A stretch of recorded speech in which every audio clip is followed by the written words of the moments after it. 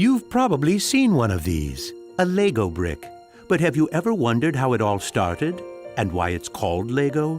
Actually, the name is much older than this plastic brick. Are you curious? Let me tell you how it all began. Many years ago, there was a skilled and hard-working carpenter named Ole Kirk Christensen. Ole was a respected carpenter with his own company, but times were hard, so he didn't have much money and had to dismiss his last worker.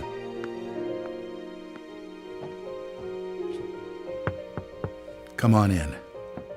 I've closed down the workshop and packed my things. Thank you. I suppose I'd better write you a paycheck.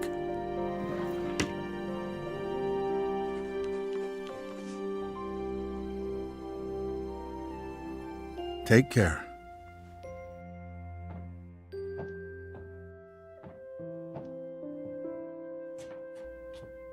Well, that was the last one. I just didn't imagine that it would come to this. I know. It's hard to understand. But at least now it can't get much worse. But it did get worse. Shortly after, Ole lost his wife. But Ole was a special person. He wasn't the type that gave up. And with the responsibility of his 4 sons, he had to think of something. Ole had gotten an idea, and for him, it never took long to put an idea into action. Ole's little invention made his boys so happy that he thought maybe he should start making toys. Ole decided to give it a try. Luckily, he had saved up a lot of wood from the carpentry production. He could now use it to make toys. Time passed by, and even though Ole was a skilled carpenter and had a good eye for quality and detail, sales were very slow. Luckily, one of his sons, Gottfried, started helping out his dad after school. Together, they just barely managed to keep up the production. Eventually, word began to spread that wooden toys of the finest quality were being made in the little workshop in Billund. One day, a man drove into town, a man who would change Ole's future. He was a wholesaler from Fredericia. I've heard that you're making some very nice wooden toys. Well, one does his best. The wholesaler was very impressed with all the wooden toys and placed a big order before he left. Now there's finally someone who can see the opportunities in what we're doing. Look at this. The wholesaler wants to put a lot of our toys into his store for the holidays.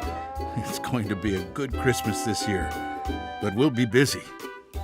Now there was a lot to do in the little workshop, and Ole could rehire his former workers. Ole only used the highest quality wood, which was hand-picked and very carefully prepared. They worked day and night to get the order finished, so the wholesaler could get the toys out in stores before Christmas. Is there something wrong, Dad? I'm afraid that we're in big trouble. In the middle of their work, Ole received a letter saying that the wholesaler had filed for bankruptcy and couldn't buy the toys that he had ordered.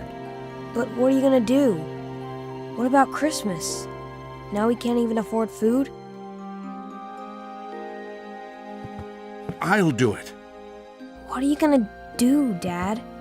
I'll do it myself. I'll drive around selling the toys. There was no time to lose. Ole packed the car with all the toys and drove off. Ole was a very good toy maker, but was not a very good salesman. He didn't like praising himself or talking about how carefully the toys had been made. But he had to keep trying if he was going to sell anything. This is going to be a blast. Is there anything you're interested in? It looks exciting, but I don't have a lot of money right now. Maybe we could trade and call it even. Well, I would prefer money, but... In the end, he succeeded in selling all the toys. He didn't receive as much money as he had hoped, but the family managed, and they had plenty of food for Christmas. Time passed by, but the toys didn't sell as quickly as they had expected. Ole thought perhaps the company needed a good name. What should it be? It has to be a short word. I want it to convey playing well. In Danish, playing well is called leg godt. What should it be? What should it be? Yeah, if only I could get some sort of a sign.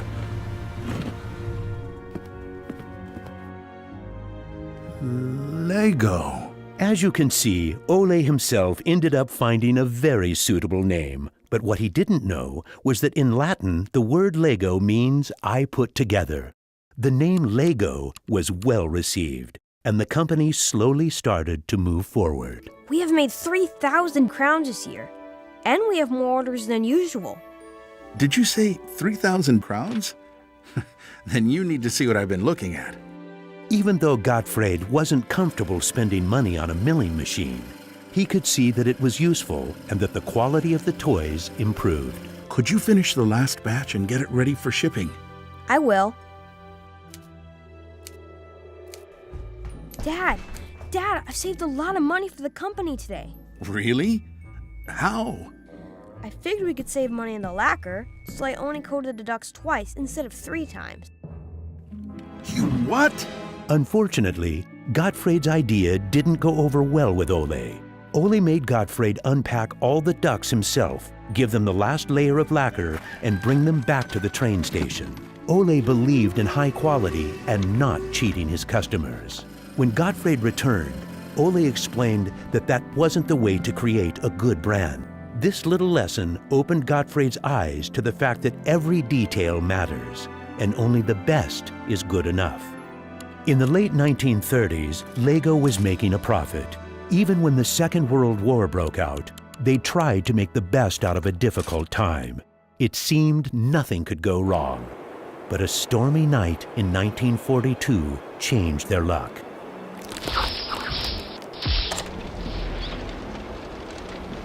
There's a fire! The workshop is on fire! But when the firemen arrived, they were unable to save the workshop. It burned to the ground, and all the drawings and models were destroyed. Ole was beginning to lose hope. All that he had worked for was gone, and he almost lost his company. But being responsible for his children and workers inspired him to rebuild LEGO. A new factory was constructed. Soon the production of wooden toys started again.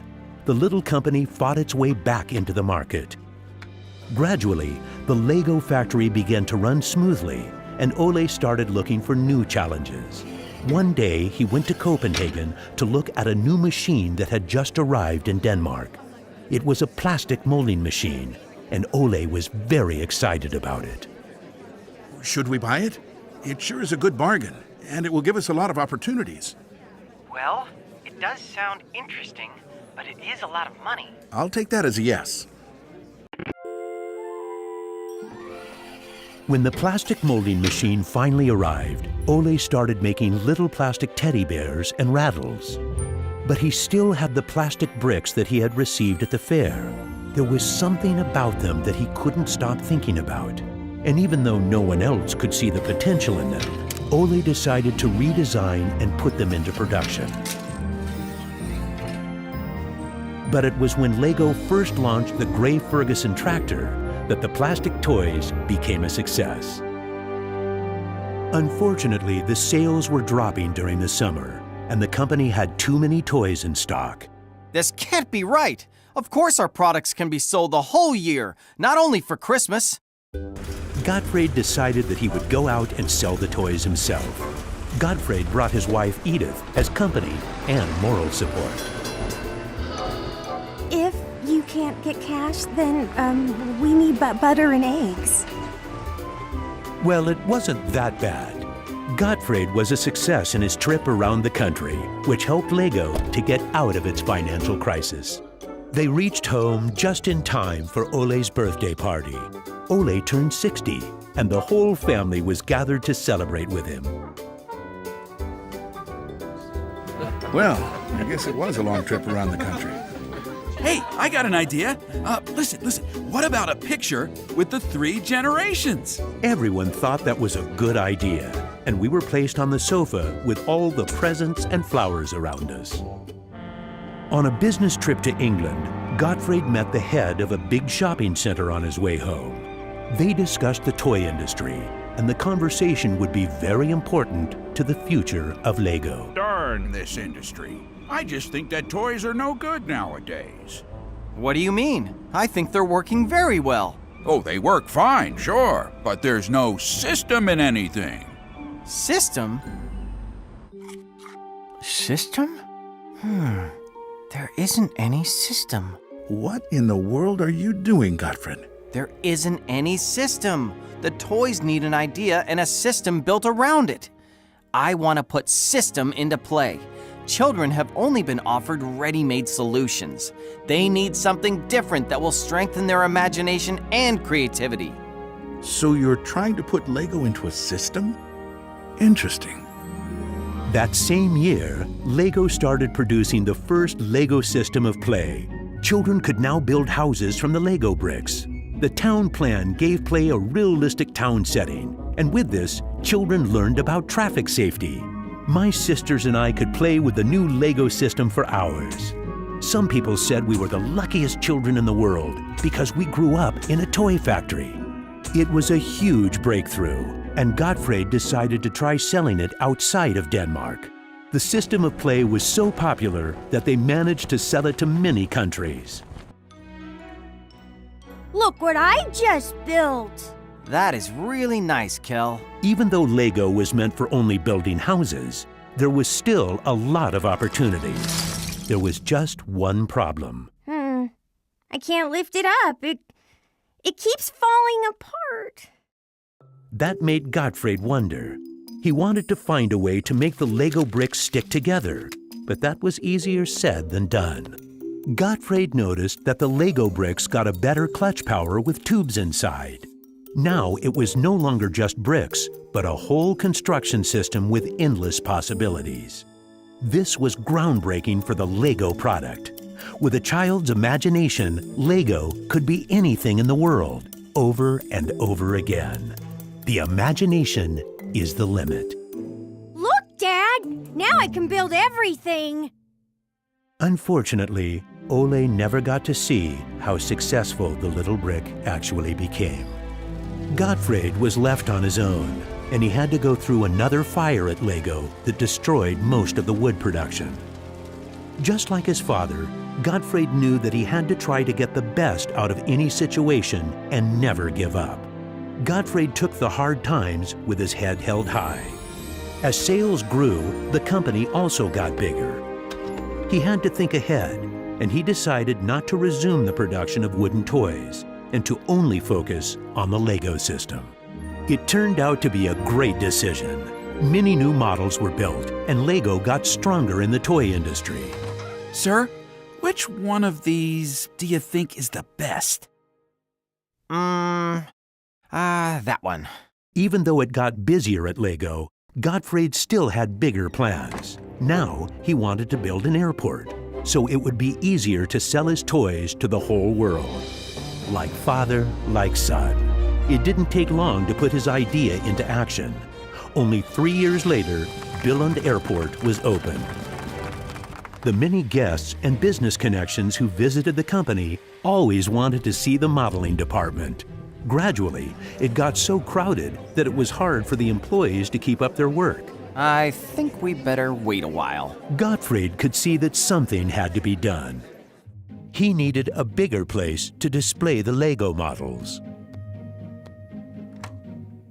I don't want to interrupt, so I'll just put this package of our new LEGO train on the table. Just put it there. Train? The idea grew quickly from an exhibition room to an amusement park. And then we could have a tower so you could look over the whole park from above, the whole town. It will be a land made out of LEGO. Legoland! Well, it looks interesting, but how many visitors are you actually counting on? Well, I guess, 200, 300,000? 300,000! Even though it sounded like a lot, my dad was actually pretty far off the mark. There were 600,000 guests the very first year. My family and I were there to greet the guests. We've kept up this tradition ever since.